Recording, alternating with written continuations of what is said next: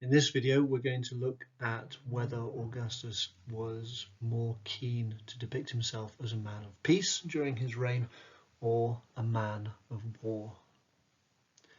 Now, Augustus lived in Rome. Rome was a military society, so it wasn't surprising that military imagery should feature very heavily in Augustus's reign. You can see him already attaching imperator to his name from 43 BC onwards. The coin at the top there is a coin from the triumvirate with Lepidus on the other side. And you can see Caesar Imp on the right, so Caesar Imperator. He is claiming the title of Imperator, normally only given to you after you've held a triumph. And he's doing this to show that he is militarily strong. So he's able to be as strong as Lepidus and Antony, his rivals in the triumvirate, but also, of course, because he wants to keep Caesar's troops loyal to him. At this point in his reign, he is almost entirely dependent on keeping Caesar's veterans on his side.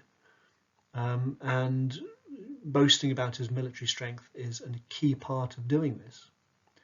Interestingly, by the time we get to 38 BC, Imperator has actually become part of his name. So he's now Imperator Caesar, and on this 27 BC coin, where he's restoring the laws and the rights to the Roman Republic, you can see Imp Caesar. So the title of Imperator is so important to him that it's actually become part of his name. To be fair, in 27 BC, he had at least held his triple triumph, so he probably had more of a right to the name. 42 BC, we see him vowing the Temple of Mars Ultor after Philippi, and the Temple of Mars Ultor, of course, is in the heart of the Augustan Forum, and as Suetonius tells us, the Augustan Forum was the new military heart of Rome. It's used to discuss whether they're going to war or not. It's used for commanders, the provincial governors heading off to war will leave from the Temple of Mars Ultor. And when you come back, if you have been granted a triumph, of course, in Augustan times after 19 BC, you're not going to have a triumphal procession, but you are going to be awarded the triumphal tokens, and you're going to dedicate those in the Temple of Mars Ultor. Of course, remember down the side we had the statues of the great men as well, and they are the great military leaders of the Republic. So the whole building is a huge advertisement for the military strength of Rome. Also, we have the building of two triumphal arches in the Forum on either side of the Temple of the Divine Julius. We're sure about the one at the top, next to, I think on the north side of the temple, to celebrate the victory at Actium in 31 BC and the Triple Triumph in 29 BC. We're not sure about the second one. There might well have been a second arch on the other side of Julius's temple, which was built after the Parthian campaign. But there was certainly one built to celebrate Actium. And of course, if we're talking about the Parthians, the Prima Porta is, of course, by far the most important image celebrating this campaign. And remember that this image is not only going to be advertised in Rome, but it's sent all round the empire to demonstrate Augustus's military authority. Also remember that this is a diplomatic victory, and Augustus is very, very keen to present it as a military one, which tells you a lot, first of all, about the expectations of the Roman people. They wanted revenge for Crassus's defeat in 53 BC, but also about Augustus himself, that he didn't want to present this as diplomacy. He wanted it to present it as warfare, and that's why he's wearing the breastplate. You also see this from the poets, Horace and the Carmen Saeculari. Now the Parthians fear our forces, powerful on land and on sea. They fear the Alban Axis. So it's military strength that has returned the standards to Rome. You can also see in the Res Gestae how important military success has been to Augustus and how keen he is to boast of his military success. I often wage wars on both land and sea, civil and foreign. I extended the limits of all the provinces of the Roman people. So there is this expectation for Augustus as a successful leader to expand the empire. If there wasn't this expectation, he wouldn't have written it in the Res Gestae to summarize and to boast about his reign. At the same time, it's worth looking at this building on the right. This is the Trophy of the Alps, the Trophium Alpeum, which is in southern France and celebrates the destruction, the conquest of the Alps as part of Augustus's early campaigns. And you can see how big it is. It's a massive statement in the landscape of Roman victory and the submission of the Alpine regions of France and Italy. So it's not surprising that when we get to the Sebastian, which was built a generation or so after Augustus, that the thing remembered about Augustus is his military victory. He's naked in this picture to show his divinity. We've got the eagle of Jupiter next to him, but possibly more importantly, we've got a trophy being held up by Augustus and the goddess Nike, the goddess victory, and we've got an enslaved captive by his feet. So certainly for the builders of the Sebastian, the most important thing about Augustus was his divinity and military success. There's not an awful lot of depiction of peace in this later image. That's not to say, though, that there aren't key images of peace in Augustus's reign.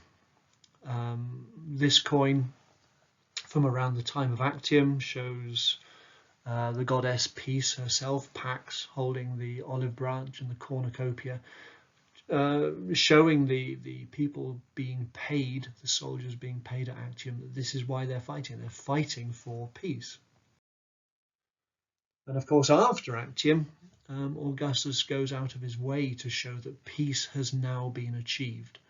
And he does this ceremonially by very publicly shutting the Temple of Janus and making a huge deal of this, to declare that peace has now come to Rome, when of course it almost certainly hadn't, and various small wars continued throughout his reign, and some large wars, of course. But he says, while he was emperor, or while he was first citizen, the Senate voted 3 times that it should be closed. So peace is also important. He's prepared to make this boast that in his reign, the Temple of Janus has been shut 3 times. And again, the Augustan poets echo this idea of moving from a time of war to a time of peace. Here we've got Propertius from the Temple of Palatine Apollo, and he talks about how he doesn't want to pray to Apollo, the god of war, anymore. He wants to start praying to Apollo, the god of singing and music and celebration. And we see this in all the Augustan poets, Horace as well,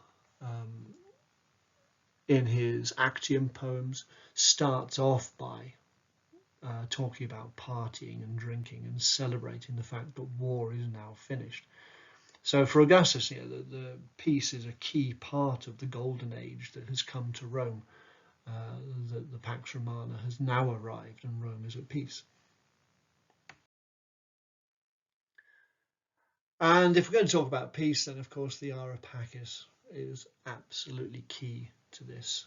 So relatively late compared to the Actium poets, of course, it's 13 to 9 BC, but it makes very, very clear what the benefits of peace are. So we have the foliage on the left showing the fertility and all the growth and all the crops that are going to be grown. On the right hand side, this pastoral image of either peace or Tellus earth, with the babies that are going to be born, the fruit on her lap, the animals the agriculture, the farming, all these things that are going to flourish now that we have peace. And the altar of peace, of course, you have to remember, is a huge celebration of peace, and presumably would have been used annually to celebrate peace. So it's a constant reminder to the Romans of the benefits of peace that Augustus has brought to them. But it is important, and this is the last section we're going to talk about, that when we talk about peace, the Romans very rarely separate peace from conquest, and Augustus is no different to any other Roman. So even on the Ara Pacis, even on the altar of peace, we have this panel of Roma sitting on the weapons of her enemies. So how has peace been achieved? Peace has been achieved through conquest.